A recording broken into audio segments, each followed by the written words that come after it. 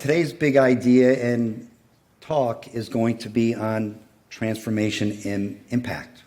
I think we would all agree that as humans, we have an innate sense to seek purpose in life and to be happy with who we are. Now, the challenge with this is something we want to do, but what is the game plan? What's the strategy? How do we go and do this? The last couple of years, it seems that obtaining happiness is becoming more difficult. The pandemic, politics, and social media. In the first year of the pandemic, COVID-19, the WHO told us that depression and anxiety increased by 25%. Just a couple weeks ago, this is a recent Gallup survey, that the people that now say they're being treated with depression is at an all-time record. 1 in 4 under the age of 30, 1 in 6 overall. Some of you may have tried different things to find happiness. Maybe it's working, exercise, relationships, maybe alcohol and drugs. My story is about the latter.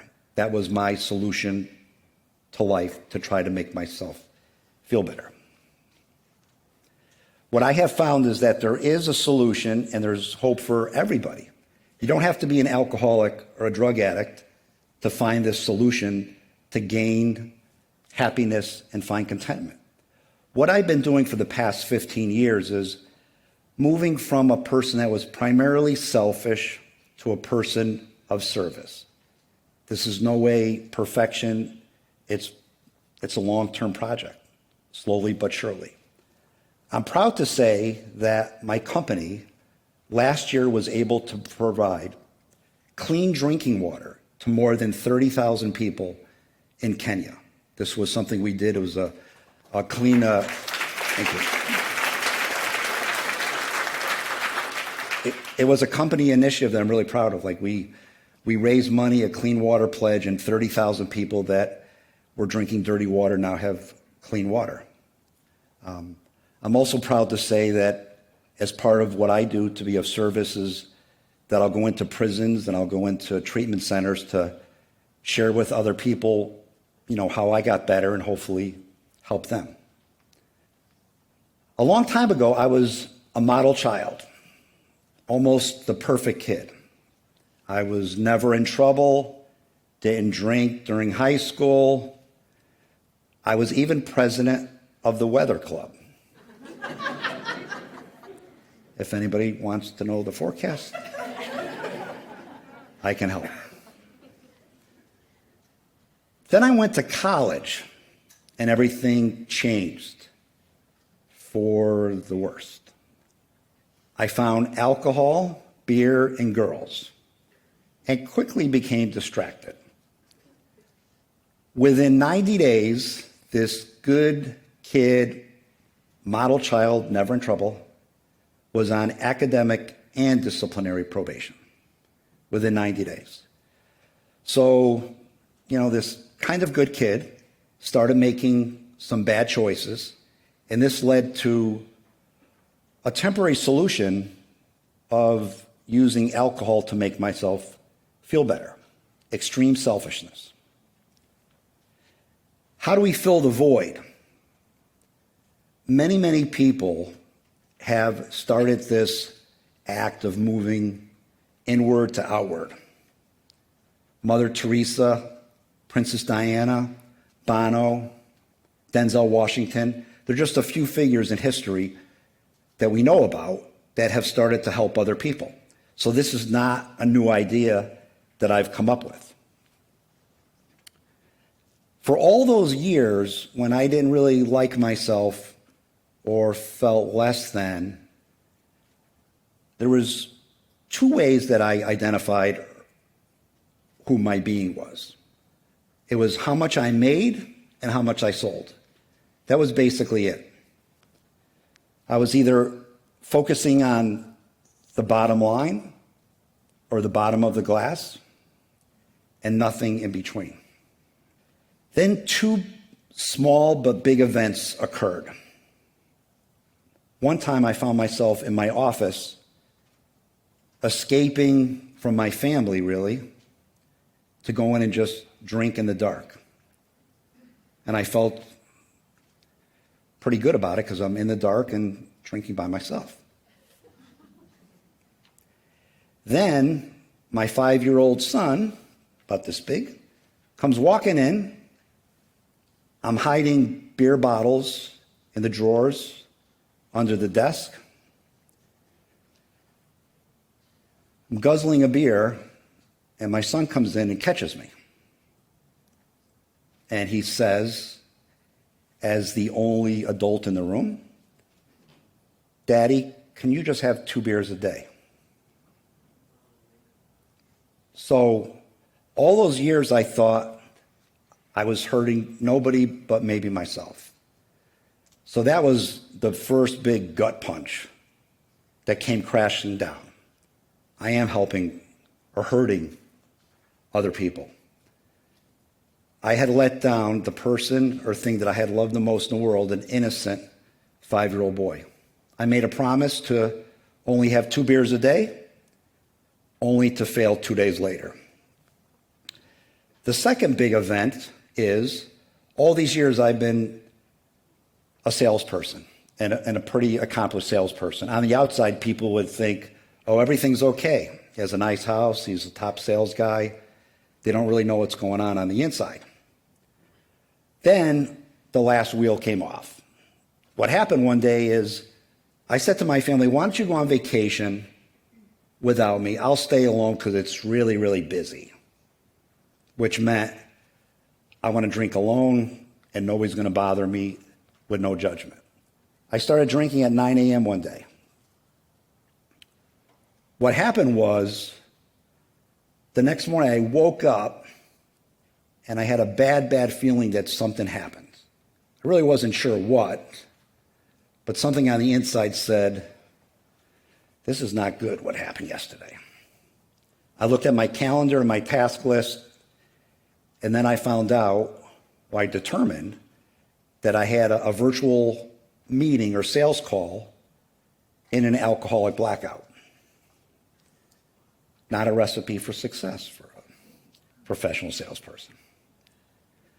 So, I wish I could tell you that my surrender point was for my family or for my children, but this is how I viewed myself as a salesperson that made money from the outside, and it was clear, now I have to do something about this.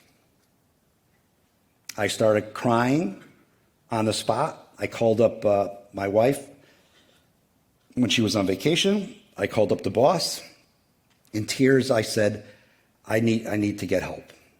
And I knew that to protect myself, I had to go to a treatment center for 30 days because I had tried many, many times. So the final line in the sand was crossed, and I got help. That was just the beginning, which was a great start, getting help and treatment. 70% of those that struggle with addiction will relapse, according to the Recovery Village. Removing alcohol was only the start for me because alcohol was my solution to life, and now it was gone. And maybe you don't associate, alcohol or drugs, but maybe substitute some other thing that you do that you're trying to find happiness, but maybe it's not working. But that was my thing. The National Institute on Drug Abuse tells us that treatment must address the whole person. So this is what I've started to do. And here's the recipe that I believe is for success to find meaning and happiness in life. I took an inventory of myself with another person. I looked at my assets and liabilities. What are the good pieces I want to keep, because we all have good parts, and what are the bad parts that I want to get rid of? Second, I moved on to a process and acronym, HOW, honesty, openness, and willingness. I was honest to, I need to change. I honestly knew that I'm going to do some service. I honestly knew I was scared because I really didn't want to do this, but I had to do this. Open-minded. I was open to the possibility that helping others might help me. And in this process, we start to find out, what do we fear? Where are our strengths? What's going to empower us? And then I moved on to the W part, the willingness. I was willing to do this. The willingness trumps all the other parts. The first act of service that I did was to go into prisons and speak to men about alcohol and drug abuse. It was extremely scary. I wasn't used to going into prisons. Lots of barbed wire, lots of people with guns, metal detectors, checkpoints. And then I get into this room for my first session, and there's about 100 prisoners in about the size of this room. And then the door is locked, and there's no protection or other officers in there with me. It was really, really scary. And for the first couple of times that I did it, it was really scary. I didn't want to do it, but I was open to trying it. After about the third time, I start to feel better about myself. Because, all those years I didn't really feel all that good about myself. And then I start to see that these gentlemen, they were starting to get help. And I could tell you this with honesty, going into that prison for the hour and then the ride home is one of the very few times where I'm actually mindful, present, and kind of in the zone, because my mind is always racing. But when I'm doing that, being with people that don't get to go home, and I get to go home because I was lucky enough to get help before my decisions brought me to that place. Being of service. Harvard Business Review tells us that in the last 2 decades, charitable foundations have more than doubled. That means there's plenty of places for you to be of service and to help out. One of the things is to find out what's the right fit for you. Where can you be of service?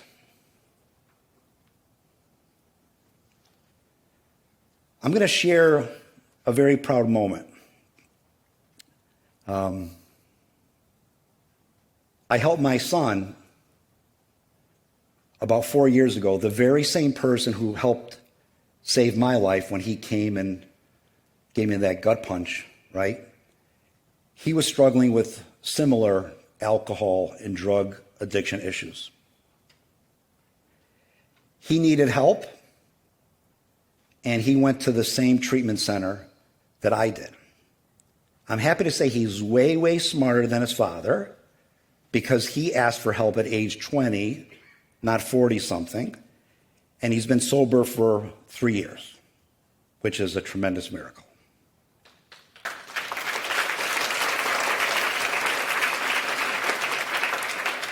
So we both did the same inventory, the same how process, and we both try to help other people. Last fall, my son and I went to that place that I told you about in Nairobi, Kenya, where 400,000 people live in a 3.5 square mile radius, which is like a mall. No running water and no sanitation. So imagine what that looks like. So we went there together, and we brought water filters that literally take dirty water that kills people or makes them very sick, and it turns it into clean water. And it was so satisfying and fulfilling that we were able to do this together. I was lost, and then I was found. My son was lost, and then he was found. Together and independently, we are found and we're able to help the lost. Volunteering is free, doesn't cost you anything. Our personal growth for everyone, not just the alcoholic, hinges on this. shifting from being self-centered to serving others. In doing so, we can find true happiness and fulfillment in life. Today, I get a natural high by helping people. And science talks about serotonin and dopamine levels going up. It's tremendous and it lasts. The solution is free. You will find happiness and purpose when serving others. So let's go, take action, get inspired, start today by serving others. Thank you.